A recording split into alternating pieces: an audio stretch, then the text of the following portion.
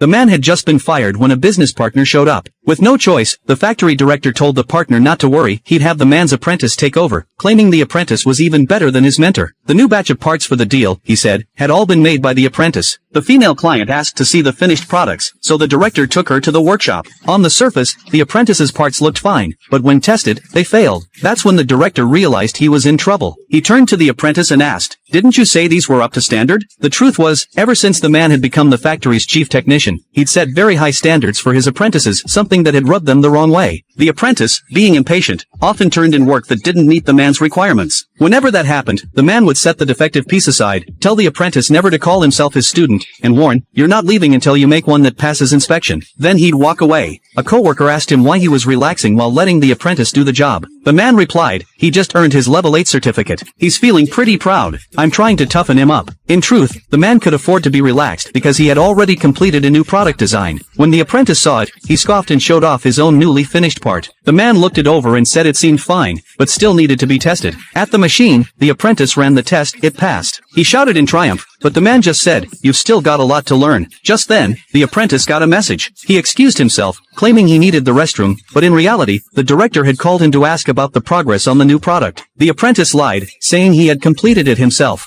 The meeting room buzzed with chatter, and the director was delighted. The apprentice went further, claiming the man's skills had declined, and that most of the man's achievements in recent years were actually his own work. The director immediately suggested firing the man. An executive at the table spoke up. "The man is the factory's signature talent. If he leaves, who's going to replace him?" The apprentice boldly said, "I can. I'm better than he is." The director wasted no time, ordering the apprentice to bring the man in. The moment the man walked through the door, the director told him he was fired. "Are you serious?" the man asked. "The business partner is coming to inspect the products soon. You're not worried something might go wrong?" The apprentice tried to calm him down. "No need to get so worked up, we can talk this over." The director said, "What? This place can't run without you?" The apprentice even advised him not to let the man go so easily, warning that he might end up working for a competitor. Thinking that made sense, the director pretended to give the man another chance by assigning him to the scrap department as a janitor. When the co-workers heard this, they were furious. They asked how the director could treat someone who had contributed so much like that, especially after he had spent years teaching his apprentice only for the apprentice to stab him in the back. The apprentice claimed it was for the man's own good. At his age, where else could he find work? The man said he never imagined taking the factory from small to large, only to be humiliated like this. And he certainly never thought the apprentice he had trained would betray him. He told them he had nothing more to do with the factory, and if any problems came up in the future, they'd better not come to him. With that, he tore up his contract. The director, fuming, ordered staff to pack up his belongings and throw him out. They had no choice but to comply. When the director told him he could leave now, the man said he still had one more thing. The director waved him off. "Didn't we already pack everything?"